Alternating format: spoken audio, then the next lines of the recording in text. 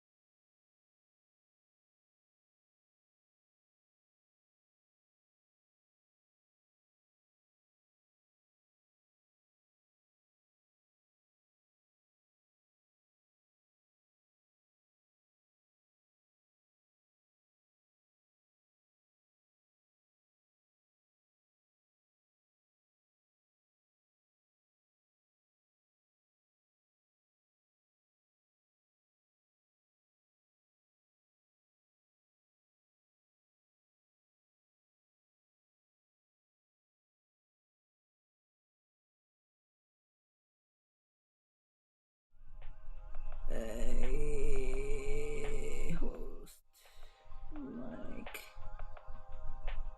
Sorry.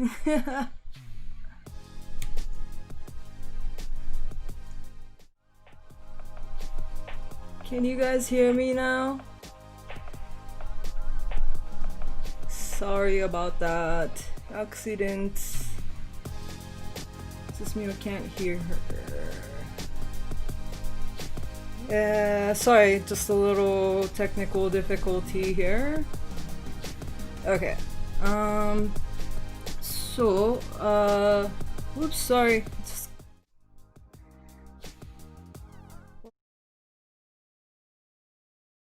And the what I also really like about this series is that like it's very cheap in terms of subscription too. They have $4.99 for subscription, and it's anyways. There's also free 30-day trials that if you just wanted to check it out. So that's what I would suggest. And okay, I already showed you the first panel. I'm sorry about that. So let's talk about Land of Lustrous. This series came to my attention right around the time there was a talk about like it being animated, but I was like, okay, what a strange concept series. Here I'll read it to you. In a world inhabited by crystalline life forms called Lustrous, every unique gems must fight for their way of life against the threat of Lunarians would turn them into decorations, just for decorations. This is a merciful phosphophylite. Just call her Phos. The most fragile and brittle of gems long to join the battle. When Phos is instead assigned to complete a natural history of their world, it sounds like a dull and pointless task, but this new job brings Phos into contact with Cinnabar, a gem forced to live in isolation. Whatever reason. Can Phos's seemingly mundane assignments lead to both Phos and Cinnabar to the fulfillment in their desires? So let's take a look at the manga real quick. Yeah, so like off the bat, these are the first few color pages that they got. I was like, man, I was really taken to it. It's really beautifully drawn. It's somebody said it kind of reminds them of like Sailor Moon, like in terms of like this like beautiful group of people like fighting each other. I mean, not each other, against the villains. And let's see, but they're gems personified, so there's no gender there. So I don't know. I think it's best to call them they. The Foss, the main character, is kind of like a runt of the group. Yeah, she's just kind of catching up to whatever she can do to kind of contribute to the group, who are constantly fighting against these like moon people that looks like Buddhist statues. Other gems, they have different kinds of battle styles. They're often teamed up as a pair, and in those pairs they're kind of like set up to work together because they have like some strengths. Each gem has strengths and like weaknesses, so it's kind of important to have a good teamwork that would cover the differences and to fight against these people. And what they do is kind of gross. Like when I saw this page, I was really creeped out. Like when you slice them, and it's like there's like little lotus like holes in it, and then there comes like arrows from there. And they realized that their old teammate was used as a decoration of those arrows. So like, how dare them? So there's this guy sensei who looks like a monk, who basically kind of trained them, look after them, mentor them to become kind of like their disciples. And here's the moon people picking up the pieces of the gems for collection. And then here comes a group of them together when the first two gems were in a pretty bad shape after fighting the moon people. And yeah, but like the sensei could really take care of the business here. And one of the most mind-boggling thing that I thought when I started to read this series, it's like the main character is not the most strongest, or yeah, it's not like the best fighter. It's not the super aware one. She's kind of like naive, innocent, and she's very brittle from her nature of the material. So she's like completely broken up here. But she starts to integrate with other minerals to kind of support her weakness. And when she does that, she starts to have different abilities and different personalities. So just like as the story goes, there's definitely the development of the personality of this character becoming much stronger, and kind of become like a central character, definitely, as a main character. So that's the Land of Lustrous. There's more to it in the anime, but the story goes beyond when you read manga. Manga is currently ongoing, so check it out. That was Land of Lustrous. Okay, next one. The Space Brothers. Yeah, this is one of my favorite series from when I was like growing up in Japan. It was recommended to me by my cousin, who was like, say, hey, like, Misaki, you should like check this series out. And then I was like, okay. This one is about two brothers looking to a starry sky as children, and made a promise now in the year 2025, so it sets in the future. The young brother, Hibito, is carrying his out. He's an astronaut who has been selected as a crew member of Mankind first long-term base on the moon. Meanwhile, the older brother, Mutta, has just been fired from his job, and he's unemployed. But he decides to trust himself just one last time. text message from Hibito sends him apply to be astronaut too and shoot for the stars. The official Space Brother manga is here available from Kodansha Comics. So let's take a look at the manga. It starts out briefly from their childhood, which kind of sets in like our present days, but the whole overall story sets in the future, so just keep that in mind. When they were younger, they were collecting like sounds like in the nature, like chirping of the bugs and stuff like that, and then like one day they come across this like flying object in the sky, and they are like, holy crap, what is going on? And from this incident, they totally get into the idea of going to space. So almost simultaneously at the same time, they say, hey, like the little brother first goes like, hey, I want to go to the moon. And Muta was like, crap, I was thinking about that too, but he didn't say that. And he said, well, if you're going to the moon, then I'm going to Mars, because he's the older brother, so he has to be kind of ahead of the game of the younger brother. But in reality, though, his brother, who's quite a determined guy, he becomes the youngest astronaut in the world during that time. And he's like already featured in like press conference here. And meanwhile, his older brother, he works at like a kind of a futuristic car company. He was just told that he was fired from his job because he headbutted the boss that he didn't like really agree with. So he was like deeply regretting, but he's just kind of pushing himself out of this regret to see what can come out of this situation. And he ends up applying to become a astronaut.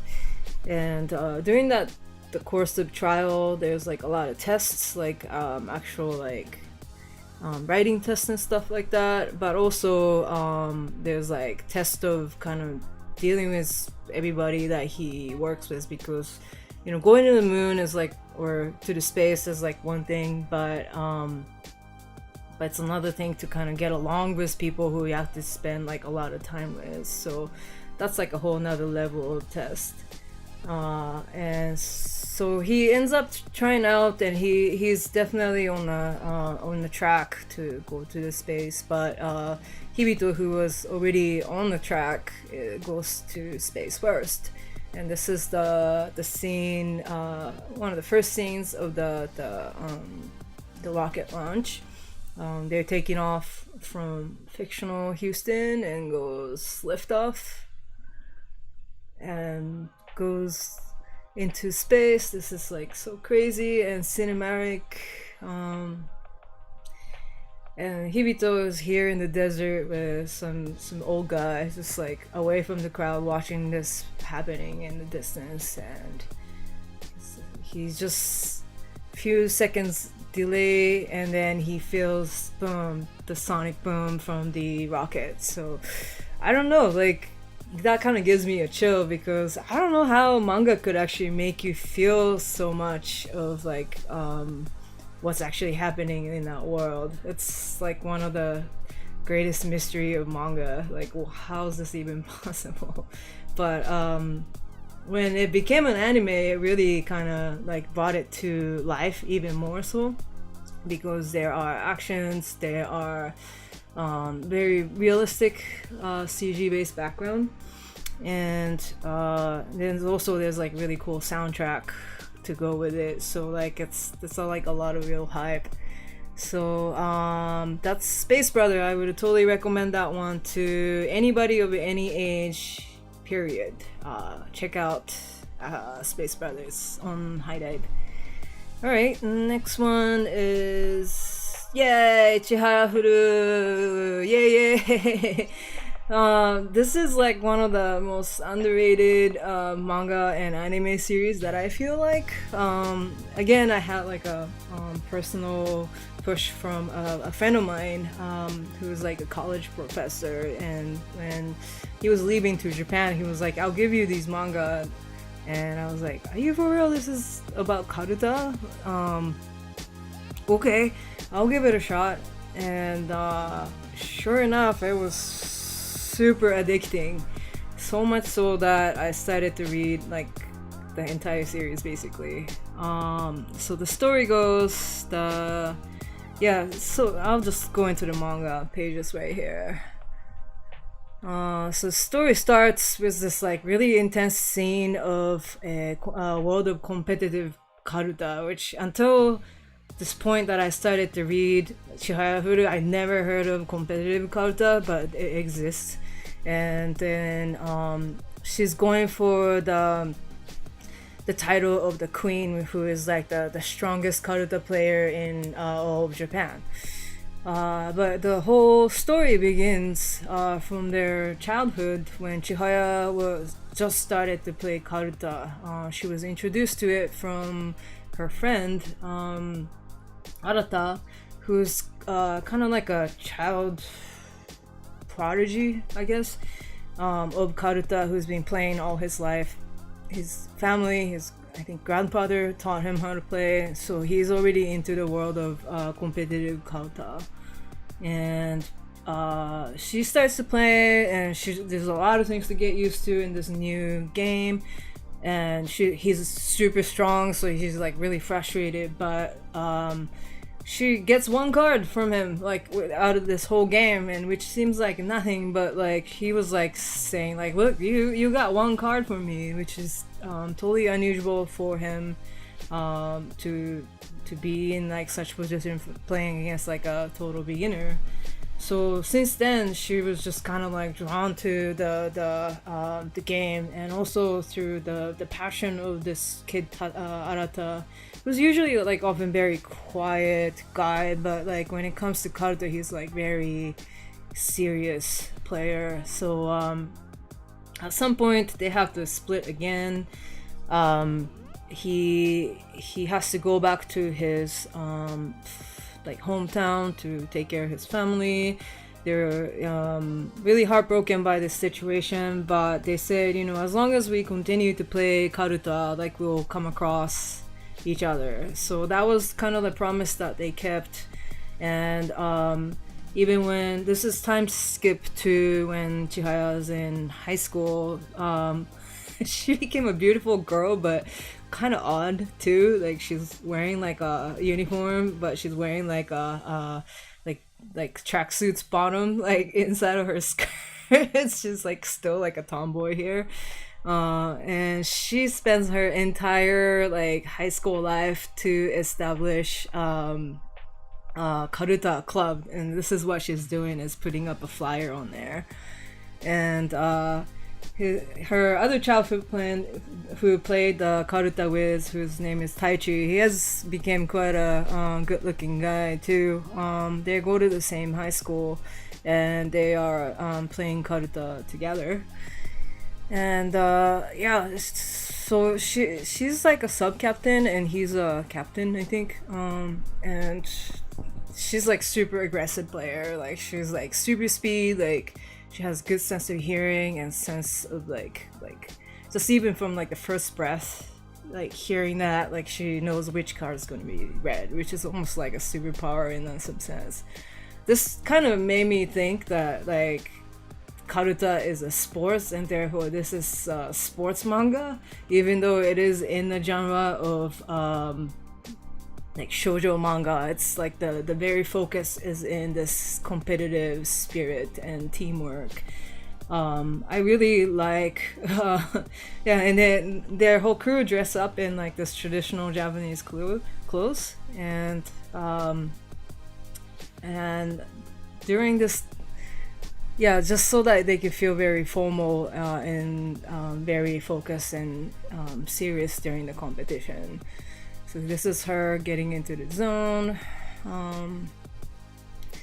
and this is her crew. Like the karuta could be played as like a group competition or as like an individual, but they're all about teamwork, and that's kind of what I really like about this series. Is these like side characters are not all side characters. In fact, it really like enriches the series, and it kind of makes me laugh at like every other page and stuff like that. So yeah, this is Chihayafuru, and when I first heard that there's anime coming out, I was like really happy because I was like, are you serious? Like, there's a manga for it, but there's an anime for it now. But like, it totally makes sense because there's some more actions involved, and there's like some sound. Oh yeah, speaking of sound, like I really like that the first song that they go for in the beginning of every Karuta match.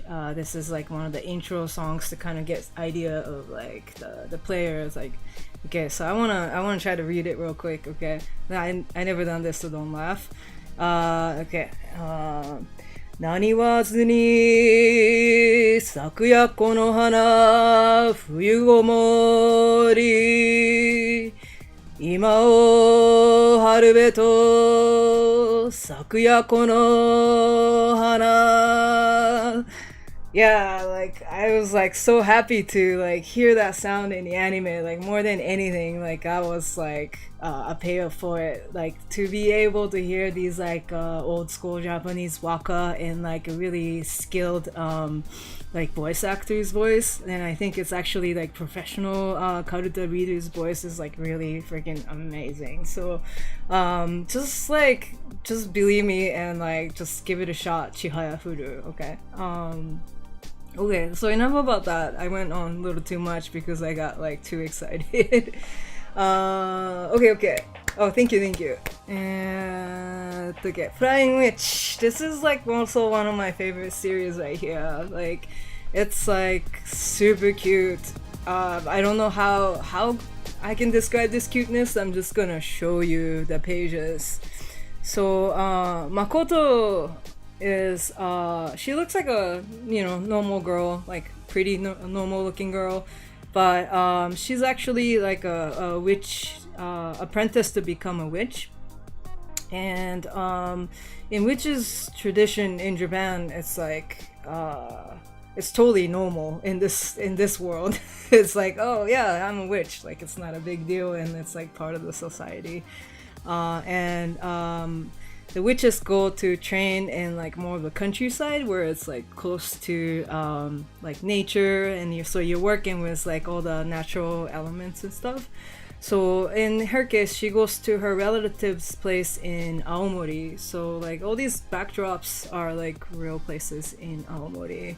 So she stays at her relative's place where there's like a little girl and a guy who's like more like a mom. He's like really good at cooking and like really takes care of you. So she decides to stay here. That's like her move-in with like a bunch of her boxes here. That's a lot of luggage here. So while she's unpacking, she's like talking to her cat, and Chinatsu, the girl who lives there, is like eavesdropping on her, and she's like telling the dude, I was like, hey, I think she's a dangerous person. I heard her talking to her cat. And I was like, man, if that's like makes a dangerous person, then I think every cat person is a dangerous person. But yeah, she understands cats, like her cat, like she's talking to a normal human being basically. So the girl is like super suspicious of her here. Like she's like looking at her while she's not looking. She looks away, she's looking at her. So like, but she eventually like kind of warms up to her, like when she decides to spend some time. Like they go shopping, she buys her donuts, and so she's like finally like warming up to Makoto, until like she busts out her like basic magic, which is like flying with a broom, and she's like, oh my god. So this is like the first time she ever seen a magic, but she was like it's like her dad is like, oh yeah, like I'm pretty sure you're surprised, but like it was not a really big deal. So I really like the fact that yeah, it's totally normal to have magic. Like in fact, like every day is kind of like a magic in that sense. I really like the background, the nature aspect of the series, both in manga and anime. And particularly in anime, like I really like the soundtrack. It's really cool, and I think it's like very just like soothing. So like whenever I'm like really stressed out, like I like to watch Flying Witch.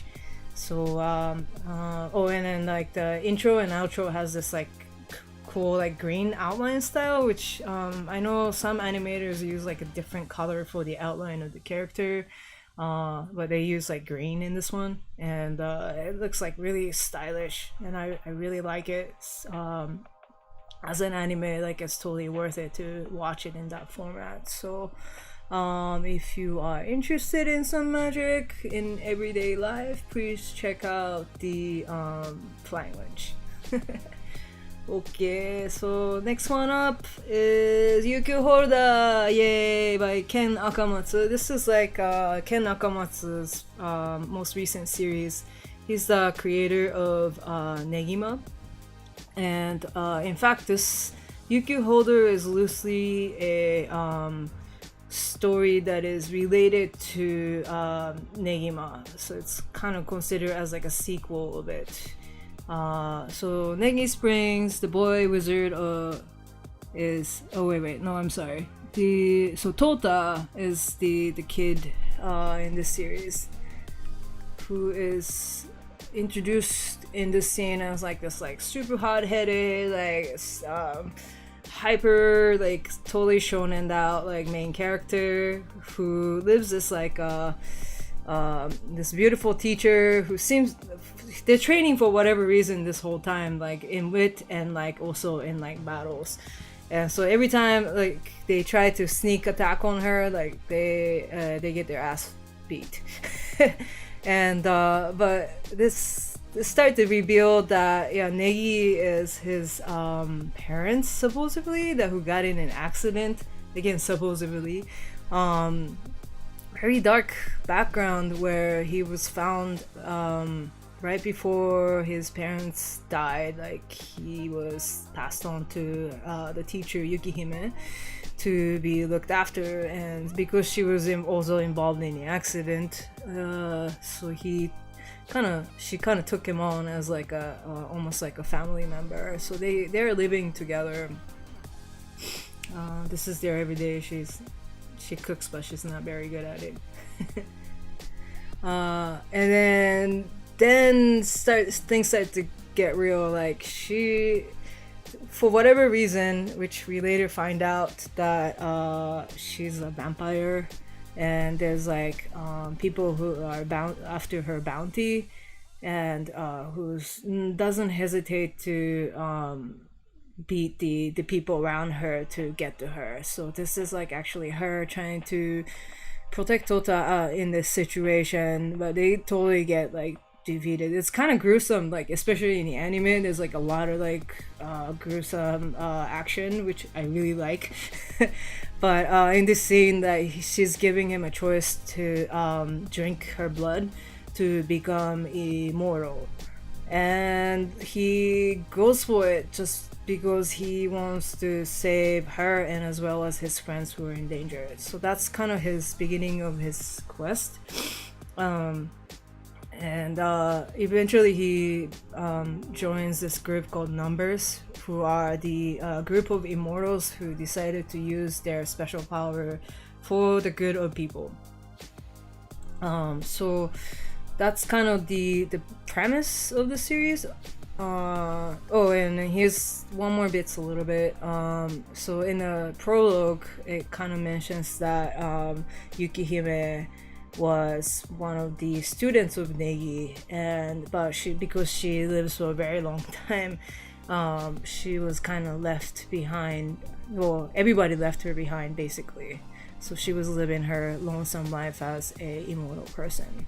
So I don't know, what would you do in that condition? I don't know if it is necessarily like a really good thing to be immortal when you... Next one up, Real Girl.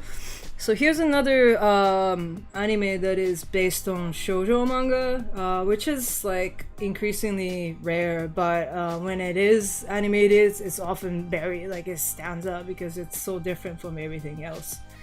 So this one is about Hikari Tsutsuki, or everybody calls him Tsutsun, is a high school student who is content with his virtual life of anime and video game, kind of like us. One day he gets stuck cleaning the pool with Iroha, a real living girl, real human being, who is stylish, sassy, and known to be easy with boys. And she aggressively approaches him. Tsutsun, who has a few friends and lived in his own world, find himself smitten by the confident and wild Iroha, and his whole world is turned upside down. In the awkward and pure love story of a boy who experiences relationship for the first time. So let's take a look at the pages here. So yeah, like when you're going to school in Japan, like when you're in trouble, like they assign you to a cleaning gig. And here they are cleaning the pool, and they slip and fall. They're like totally just dove into the pool and they're soaking wet. She starts like changing in front of him, and then he's like, "Wait, don't do that." And he's like, what are you worried about? Like, are you virgin or something? Like, she totally calls him out, and he's like kind of freezes here a bit. So like they're kind of off to a very rocky start.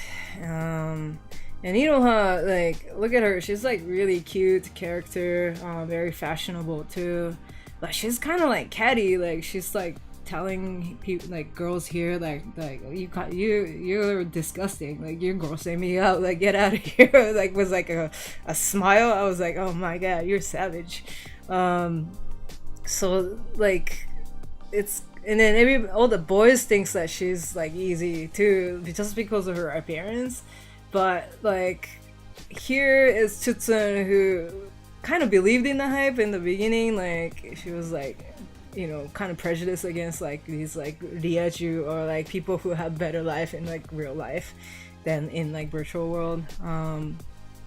But then like he, after the incidents of like hanging out with her once at the pool, like he kind of steps in when he sees her being like harassed by a dude. He's not like a fighter type at all, but like he tries his best. He puts all his might to like try to protect her. And therefore she kind of gives him a kiss like after the matter, and she asks him out even, and he's like, huh, like what is happening here? But like in the beginning he thought she was just joking, but like she was pretty serious. So they started to hang out. He also started to kind of come out as an otaku to her. But she doesn't seem to like judge him upon that. Like they're watching like anime together, like in like his room filled with like anime figurines. And like this is like one of my favorite scene here. Like she's just like being super sweet, like a cat or something. So she's kind of like shake your emotion all around. Like one moment she's like being kind of harsh to you, some moments she's being sweet to you, some moments she's telling you lies, sometimes like she's telling you the truth. So like you don't know what's gonna happen when you're like with her. Tsutsun right here is like, you know, like he never really went out with a girl, so like he's thinking about like what would be like a good birthday gift for her. He ends up making like a little figurine of her, which is like totally nerdy. But like she appreciates it, like, which is like really nice. So she's not like what everybody says that she is. She's not like a total mean girl or anything, like but she like they obviously come from like totally different background. They were like socially like in like a different class, if there is anything like that. But then they're like breaking all the barriers. They don't like listen to anybody else's like opinion about each other, and they really try to like understand each other. So oh, and the catch is though, like she tells him like when they start to go out there, she was like yeah, I want to go out with you, but only for like the next half a year. And you find out later why she said only for half an year. Just keep either read or watch the manga and anime, and you find out what happens to them in the end. It's kind of heartbreaking, but it's kind of heartwarming at the same time. If you like that kind of series, this is the one for you. So okay, I talked too much, so I'm gonna take a break for a little bit, like 5 minutes. But before I go, I have a question to you. If you're watching anime on HIDIVE, like, what are you watching? I want to know. I started to watch a few episodes, but like I'm still looking for some recommendations. So if you have your favorite anime on HIDIVE, please write it in on your comment, please. Thank you, and I will be back in 5 minutes. Let's take a snack break.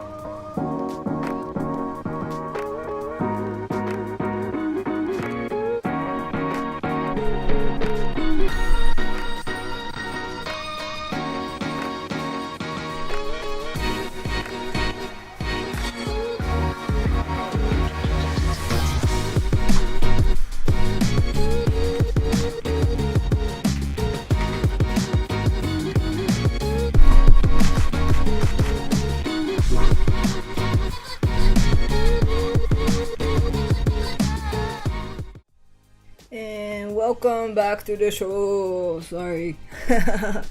Let's see. I am back from the show just to go over a few more series that I wanted to share. But before I do that, I wanted to warn you that from here and on, I'm gonna be talking about some mature content. So like, just fair warning. I'll try to make it not that explicit, but there might be some explicit content. Just letting you know. And let's check it out.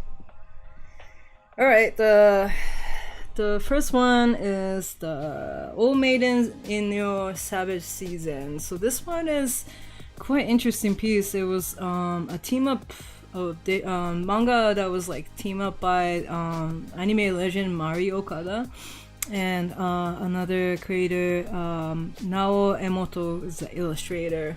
And this is like a just calling to be animated, but like it's from like a totally like female creator point of view, so it makes it very different. So the story is about Kazusa, who's a high school student who is in a literature club. Meeting starts with 5 girls being asked like, what one things you want to do before you die, and one bursts out, sex. It launches these new friends down a raucous, embarrassing, and all too relatable path. So let's take a look at this. I want to mention how beautiful these illustration styles are, like both in manga and anime. Like I really love the coloring style they have for the anime. Yeah, it starts out like looking at these key characters, 5 girls in the literature club. We're like really excited about the new book about, you know, like what would you do before you die, is like one of the main kind of theme of the book.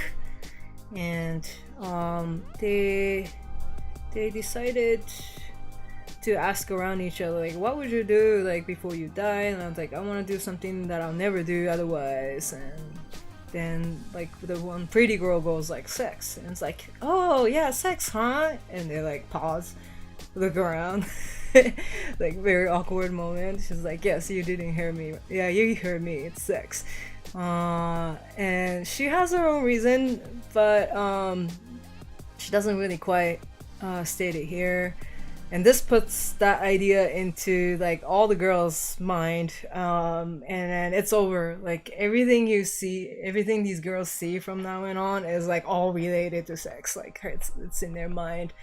But they also kind of read the literature, because it's like it has like explicit like sexual expressions. They're kind of exploring the feelings that they don't know yet through like literatures. Like it's sort of what's going on. Each one of them have like different relationships or like love interests. Like for example, like the main girl has like kind of a crush on like her childhood friend. They like literally grew up with each other. He was kind of like a year younger, so she was like taking care of him like an older sister. But then like after joining high school, like he became like really good looking, so she started to kind of get really shy about like talking to her, like to him.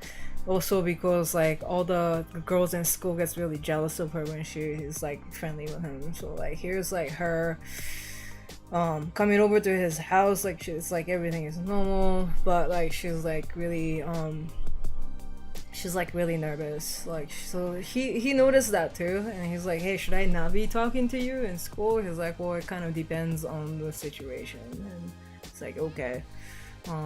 She leaves that day, and she's just kind of like fall into place right outside of his entrance. It's kind of like, I don't know, it's so different from like any shonen or seinen manga who like touches on this subject. It's like who kind of focus and spend like a moment to kind of recognize when you're like really like relieved from being like nervous around like your love interest. Like, it's definitely drawn from like a female creator point of view, and that's something that makes this series really brilliant. And the animation also is done in like very different way than I ever imagined. So I highly recommend to read the manga as well as the watching the anime for this series. Okay, that was Maiden. Another one, so this one is like a seinen version of that.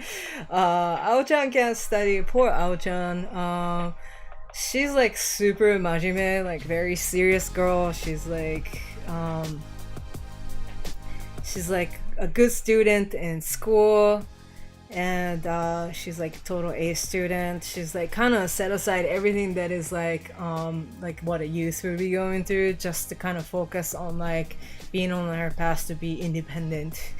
And she also has like mild phobia of guys. Like, they think they're all horny and like after girls all the time, because her dad is kind of like that. Her dad is actually erotica novel writer, this like happosai looking dude, and like he does ridiculous things like, you know, like, oh, make me like a booby pudding. So that's what she does with like really cold stares. So like she thinks all men are like that, except this poor guy, he's so nice. He's so like majime also. So they start to kind of like, they're in the same class, so they start to kind of interact very like loosely. There's some, and like Ao-chan is like this queen of like that was not totally what I meant to do. She's always like falling and being in these like situations. She's always falling and blushing. She's always falling and blushing. I'm like, it's so painful. But like, if there's anybody in the world who can handle that, is this like one guy. He's like blushing. He's like obviously just as shy as her, but then he doesn't really like act the way that she imagined guys would do. So she's noticing him. And I hear like they're talking very seriously, and she flashes at him. Well, it's not her, it's actually her dad again, being a ninja to make the situation more interesting than what it is. And the dude is like, no, you gotta take care of yourself, and just like kind of covers her up. And like, he's like, I already like you. And she's like, what does that mean? Like, come on. Like, she doesn't have that concept of that kind of interest from the guys, so she's like completely blanking out. I really hope that for the best for these guys, like for sure. Like, I hope everything works out. You kind of see their relationship developing in the series, throughout the series in manga and anime. So please check out Ao-chan Can't Study. She can't focus on studying. And this one, man, Domestic Girlfriend. This one is super crazy. Okay, let me just lead this premises, okay? And mind you that this is a mature content. It's about a high schooler, Natsuo, who is hopelessly in love with his cheerful and popular teacher, Hina. However, one day at a mixer, he meets a moody girl by the name of Rui and ends up sleeping with her, like on the first date. Soon after, his father announces that he's getting remarried to a woman who, with 2 daughters of her own. And who shows up in tow, other than both Hina and Rui. So they were like sisters. Natsuo outrageous new life starts now. This is like written very gently, but man, I really kind of hesitate to show too many pages from this series because it's like the most explicit, most scandalous love triangle ever. But that's not the only aspect about this series though. Like, it's like so emotionally like shaken. This is like one of my favorite scenes right here of them at the beach, and like, you know, he's there. This is like a moment when Natsuo confesses his love to Sensei, and he still calls him Sensei. That's like super like what? And you know, she kind of understands, but then she also kind of implies, you know, what this really means. It's like, it's kind of like, it's just you and me against the world, basically. And that really kind of accelerates their romance in like totally different way. And I know that in the anime, anime concluded with like really drastic ending, but at the same time, manga actually continues its story from the ending of the anime, so that's not the true ending is what I really wanted to emphasize. Okay, that's a spoiler, I'm not gonna say that. But you have to read the manga because there's like 15 volume or so after the completion of the story of the anime. If you're into that, I would recommend Domestic Girlfriend. I have to say, this is like one of a kind manga, definitely. So check out Domestic Girlfriend if you're 18 years or older. Okay. So damn, I went through a lot of manga series, but all the series are available as anime on HIDIVE.com. And I've also put the link of chapter 1 preview in the description. So if you are curious about reading the manga, you can just click on the link and take a look. Alright? Oh, and also there's a deal going on right now on all the digital platforms. A lot of the series that I mentioned today are 50% off on the digital platforms like Comixology, Kindle, Bookwalker, Nook, Kobo, and Iznio, and so forth. So yeah, please check out the manga. I think it's totally affordable at this point, so it's a good time to stock up on them. And let's take a look at the chat. Alright. I see some familiar faces. Let's see. People today are really nice. Thank you very much for like going easy on me on the comments. I feel a lot of love towards the series that we talked about, and you know, it's really nice to hear that I'm watching that series. I'm interested in this manga because it really makes my day, basically, to be able to share some series. A lot of comments on Chihayafuru. That's one of the very popular title. Yes, her hair. Real girls. Yeah, that's like one of my favorite shoujo manga in the recent days, I think. Let's see, double chin. Oh my god, human sashimi. Tomo, spiky hair is a big hint. That's, yeah, the show. Oh, thank you. I read the Chinese, the waka poem for the first time. That feels really really interesting, so I want to continue to practice that. I'd like to find some friends who would play karuta with me. Yes, Arata's grandpa was the grandmaster. Yes, he's the OG of karuta, that's right. Yeah, let's some laughing moments. Okay, so I don't know, that's it for now, I guess. But let's see if there's any more comments. No. Alright, I wanted to mention that we have a special giveaway today. This is the first time I do this in the show. Thanks to the friends at HIDIVE and Sentai Filmworks. we got this special edition Land of the Lustrous. It's so shiny, it's like brightening. Here you go. Land of Lustrous Steelbook Blu-ray. We're giving these out to those people who take the viewer survey, which is also included in the link in the description. If you fill this out, you might just enter to win for one of these bad boys. It's really like expensive actually. I was looking it up. So I think it's worth your time to do that if you're interested in getting one of these. Land of Lustrous.